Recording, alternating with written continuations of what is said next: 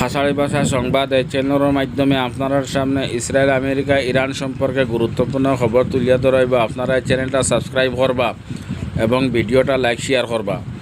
আজকের গুরুত্বপূর্ণ খবর হইল গিয়া যে নেতানিয়াহু সহ তান অনেক অফিসারসকলের উপরে ফৌজদারি আদালতের পক্ষ থেকে ওয়ারেন্ট জারি করা হয়েছে। এতে নেতানিয়াহুর সরকার অনেক চিন্তিত। এই সম্পর্কে বারবার আলোচনাত বসাওয়ার তার কারণ হইয়া থাকলো নেতানিয়াহুয়ে গাজার মধ্যে যে গণহত্যা চালাইছেন এটা আলমী কাওয়ানিনের বিলকুল উল্টা। কারণ এই ধরনের ঘটনা কোনো দেশের প্রধানমন্ত্রী হলে আজ পর্যন্ত করছেন না। যে কাণ্ড নেতানিয়াহুয়ে করছেন, যার কারণে বিভিন্ন দেশে তান এই কাজরে নিন্দা জানাইছে এবং খুব বেশি চাপ সৃষ্টি করে, যার কারণে ফৌজদারি আদালত বাধ্য হয়েছে নেতানিয়াহু সরকারের অনেক অফিসারসকলের উপরে ওয়ারেন্ট চালু করতে। আর একটা বিশেষ খবর হইল যে ইসরায়েলের বিদেশমন্ত্রী কইছেন যে হামাসের কাছে ইসরায়েলি কয়েদি যারা আছেন এরারে যদি হামাসে ছাড়ি দেন তাহলে আমরা রাফার মধ্যে হামলা করতাম না। কারণ রাফার মধ্যে হামলা করবার লাগে আমরা প্রস্তুতি শেষ। একমাত্র খালি ইসরায়েলি প্রধানমন্ত্রীর একটা ইশারা পাইতাম আর হামলা আরম্ভ হয়ে যেত।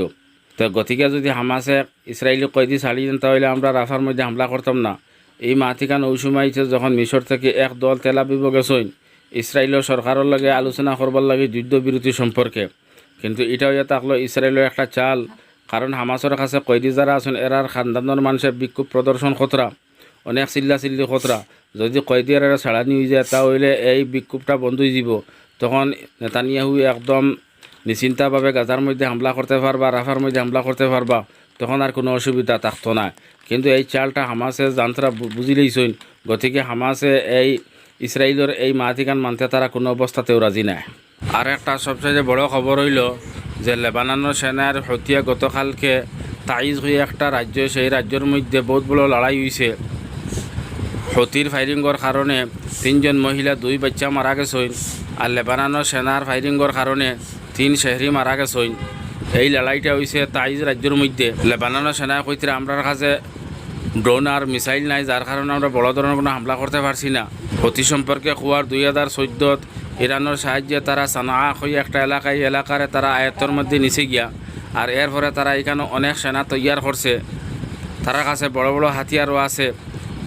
9 বছর লেবানন সেনা এবং হুতিয়া লড়াই চলি আইছে। 2022 চুক্তির মাধ্যমে লড়াইটা বন্ধ হয়েছে, তখন দুশ্মনী কমিয়ে আইছিল। এখন কিন্তু আবার দুশ্মনী বাড়তে আছে আর লেবাননের সেনা এবং হুতির মধ্যে লড়াই শুরু হয়ে গেছে।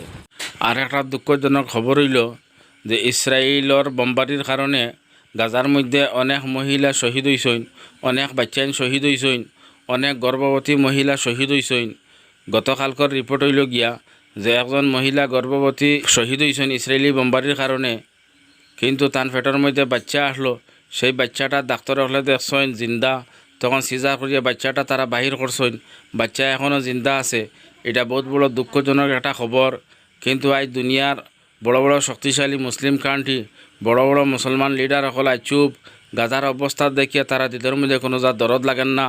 সারা বিশ্বর মুসলমান হলে মিলিয়া কোনো সুব্যবস্থা নিতরা না, কোনো পদক্ষেপ নিতরা না যে গাজার মধ্যে ইসরায়েলের হামলাটা কীভাবে বন্ধ করা যায়। এই ব্যাপারে নিয়ে কোনো বড় ধরনের পদক্ষেপ নিবার তার আমাদের হিম্মত না।